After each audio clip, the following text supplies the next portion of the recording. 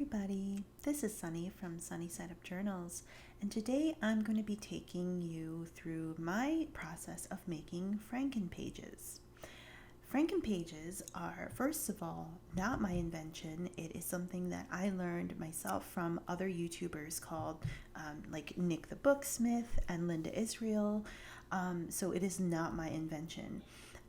It's also sometimes called mixed media quilting or like just collaging, but basically it's a way that you can take little scraps of paper, little scraps of whatever you have on hand, and just cobble them together to create what is a usable book page.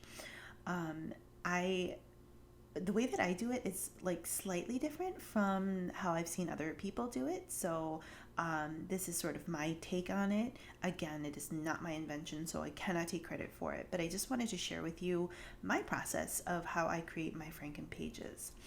If you look at these ones here, these are ones that I've already completed. I believe I've actually sewn these into journals already. And they are collage papers, they are pieces of fodder, they are pieces of vintage music, book pages, watercolor paintings, scrapbook pieces of paper, lots of things that can be cobbled together if you don't have a full sheet of them. Now I start with some base materials. So I have some colorful, just some like cardstock. I have some inked notebook paper. I have some under paper pieces that I don't know what to do with because they're all kind of foldy and rippy. I have some watercolor fodder. I have some random, word puzzle pieces. I have some strips of scrapbook paper, and then I also have some book pages. This is from like a Shakespearean play, and this is some vintage sheet music. Okay, so in addition to the papers, I have my glue stick. A Yoo-Hoo glue stick is my go-to. You can use whatever glue you want. And then I have a template.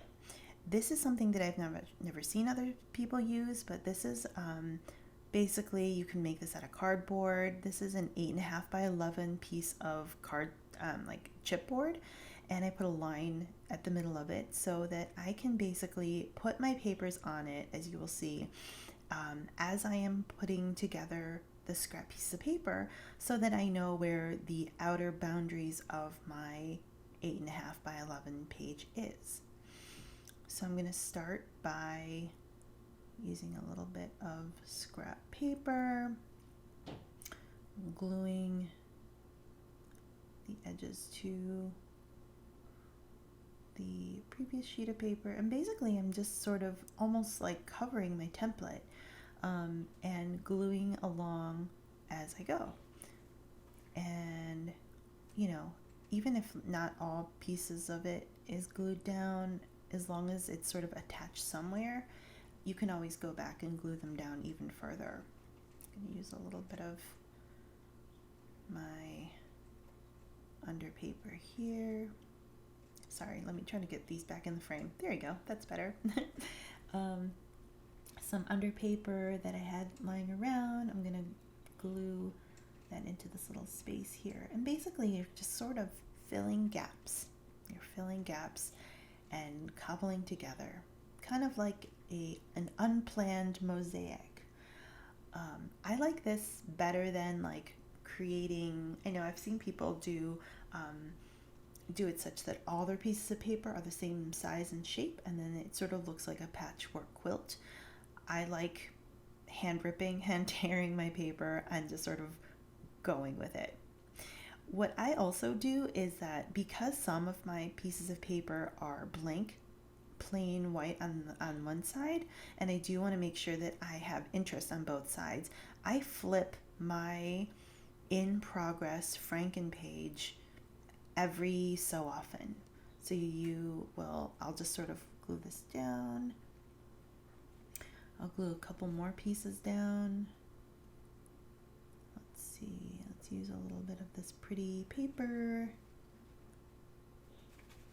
And I try to keep an eye on like the variety. I don't use like the same piece of paper over and over again.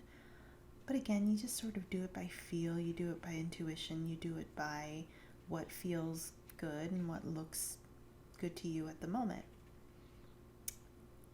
I do a lot of adjusting as I go, sort of, laying it out and seeing what works, what looks right. I think I like it right there.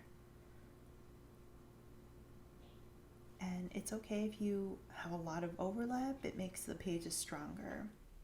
The other thing about that middle line in my template is that I try not to put my flimsiest papers right at that center fold, because that's where I'm going to be folding the page in half, and that's also where I'm going to be binding the pages into a journal or into a book. And I don't want that middle portion where that line crosses or that line bisects my paper in half to be where like the really delicate book pages or vintage music is. And so that line also helps me to plan that just a little bit. Get that page down, and then I'm going to flip it again and work on the other side.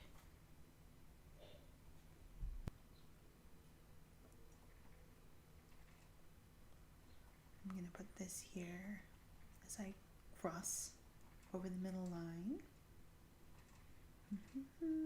This is actually paper that I created with a stencil and some watercolor, and I learned how to do that through fodder school. And here's a random word search that I had a word search book. I actually had stacks of word search books. I don't know where I got them. And I tore some pages out of that. And let me see here. Some more underpaper. This underpaper actually comes from, those big rolls of kids' paper. I have young kids, and they like to do these big, paintings, and they have easels, and they make these giant finger painting projects. And then I have rolls and rolls of paper left over that I think is too, I don't know, there's so much paper that I could use, so I save it all. Much to everybody else in my family's chagrin, I save it all, and then I use them as underpaper. So at least it has a purpose, right? And I really do think that the more life you can give to things without throwing it away and buying stuff new, the better. The better you're doing for the environment, not creating excess waste, right? And this is really like the opposite of that, because I'm saving something that could have been waste and turning it into something that is absolutely treasured. I absolutely treasure these pages, these Frankenpages, when they're finished.